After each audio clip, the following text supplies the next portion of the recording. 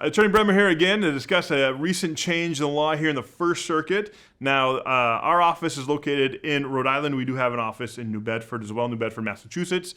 And the First Circuit recently came out with a decision that I think could be beneficial to many people if you have a case in the First Circuit. Now, what I'm going to discuss also applies to a few other circuits, so it's worth talking to your attorney about because you might, even if you're not in the New England area, be able to take advantage of the situation of these cases that are coming out. The case I want to talk about from the First Circuit is called La Parra.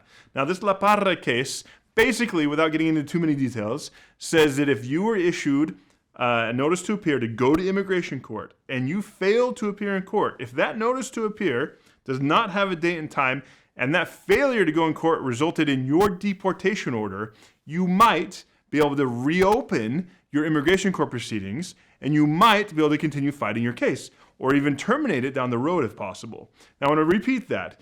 You get placed in immigration court proceedings, they give you a piece of paper called a notice to appear. On that piece of paper, you're supposed to have a date and time of your court. Now, some people did not get that date and time. As a matter of fact, I would say the vast majority did not get dates and times on their notice to appears.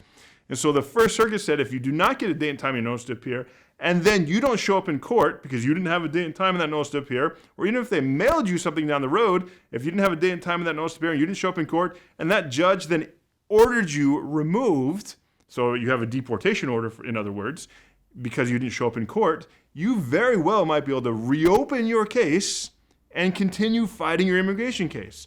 So if you think you apply for this, or you might be eligible for this, then I highly suggest you contact an attorney, immigration attorney in New England, or you can call our office at 401-621-4000. That's 401-621-4000. Schedule an appointment with one of our attorneys, and we can discuss whether or not you might be eligible for this La Parra motion to reopen.